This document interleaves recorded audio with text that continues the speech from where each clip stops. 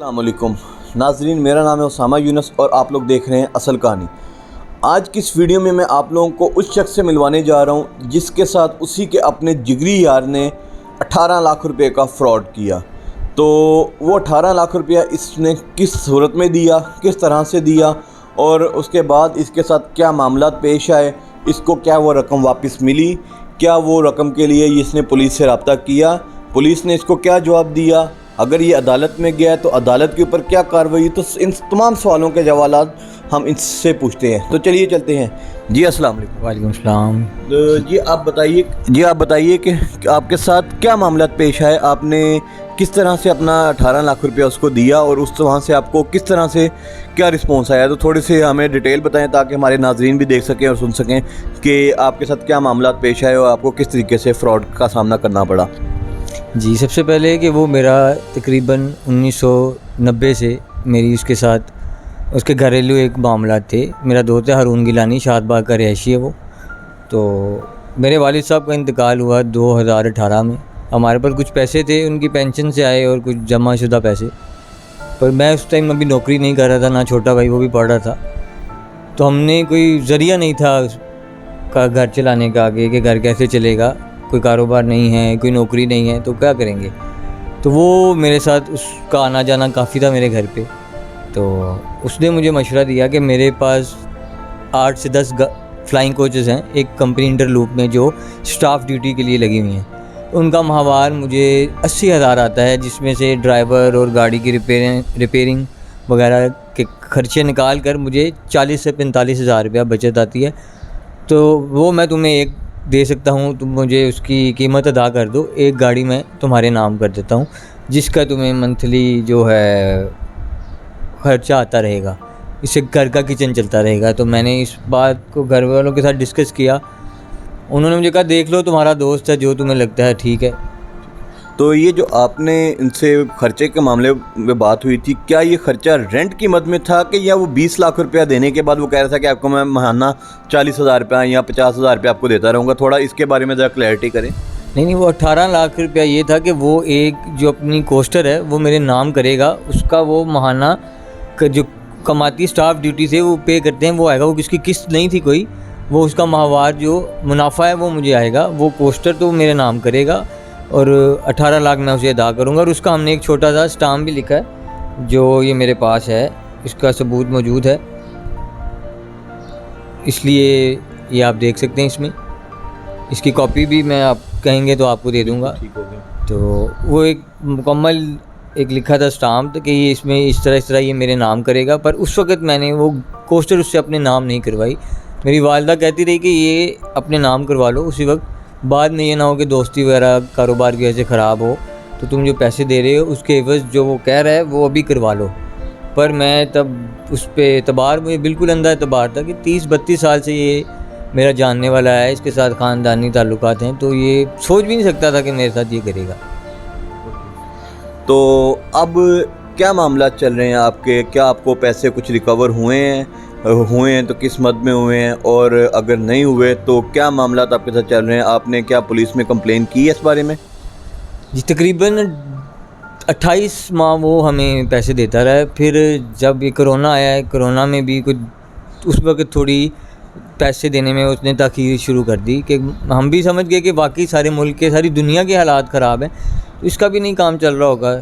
इस वजह से हमने दबाव नहीं डाला। बाद में जब कोरोना ख़त्म हुआ है तो मैंने उसे मुतालबा किया कि यार वो घर से मेरी वालिदा मुझ पर प्रेशर डालनी है, वो जो कोस्टर है वो मेरे नाम कर दो, ताकि मैं जो पैसे कुछ और मेरे पास जमा मैं एक और ले सकूं, या मैं उसे कभी बेचना हो तो बेच सकूं।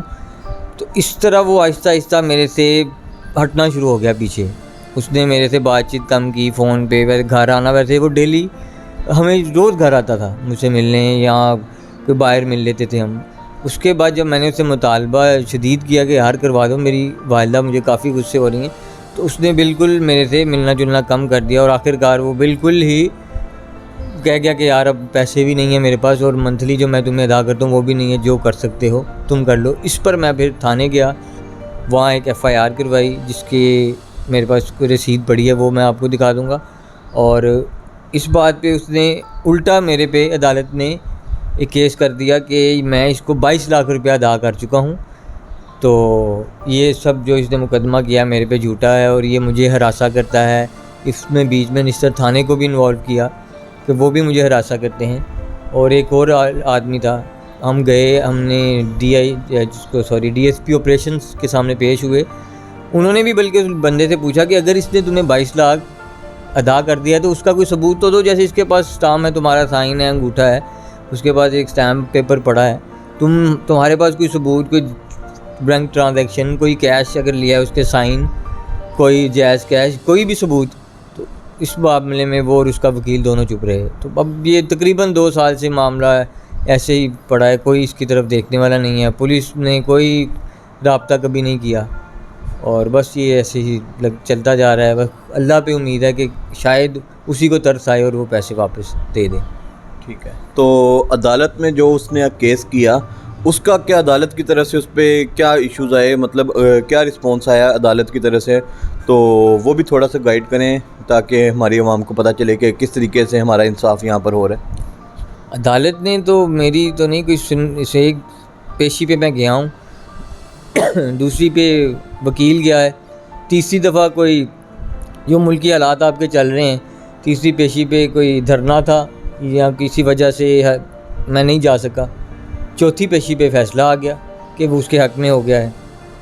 तो 3 पेशियों के अंदर ये अदालत ने ये केस रिजॉल्व कर दिया और उसके हक़ में फ़ैसला कर दिया है, जबकि हमारी तो अदलिया इस बात में मशहूर है कि सालों साल केस चलते रहते हैं। बाप दादा के केस जो उनसे हैं वो बच्चे भुगत रहे होते हैं और हमारे केस कल को हमारे बच्चे भुगत रहे होते हैं।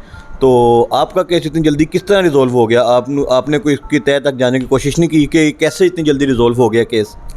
नहीं, मेरे इतने वसाइल अभी नहीं थे कि मैं इन सब के पीछे जाऊं, बल्कि केस की पैरवी भी मेरे चचा हैं, उन्होंने कहा था मैं खुद करूंगा। मैं एक नौकरी पेशा बंदा हूं और अपने घर के लिए नौकरी करता हूं, तो मेरे पास इन चीज़ों का बिल्कुल वक्त नहीं था। तो पता नहीं, वाकई एक हैरानकुन बात है कि 3 पेशियों में इसका फ़ैसला आ गया। वो पैसे वाला है, वो कुछ भी कर सकता है इस मुल्क में, जिसकी लाठी उसकी भैंस का नून चलता है। तो बिल्कुल बेबस हूँ मैं तो। जी नाज़रीन, तो आपने ये सारी दास्तान सुनी, इस सारे केस के सिनेरियो को सुना और मेरी ज़ाती तौर पे हुकाम बाला से भी अपील है कि इस केस की दोबारा सुनवाई की जाए और इस केस को प्रॉपर वे में देखा जाए कि किस तरीके से इसके साथ फ्रॉड किया गया और इसके पैसे भी नहीं दिए गए। इस बंदे के पास स्टाम्प पेपर भी मौजूद है, इस बंदे के पास FIR की कॉपी भी मौजूद है, इस बंदे के पास तमाम लीगल डॉक्यूमेंटेशन मौजूद है, लेकिन इसके बावजूद एक केस अदालत में जो उनसे है वो हार गया। वो किस तरह हार गया है उसमें इसने मुझे कुछ देर पहले बताया था कि पहले तो कुछ टाइम के लिए उसने केस को ना दबा के रखा अदालत में, तो कुछ वहाँ पे बाहर लोगों को पैसे दे के अदालत का नोटिस ही नहीं इस तक पहुँचा।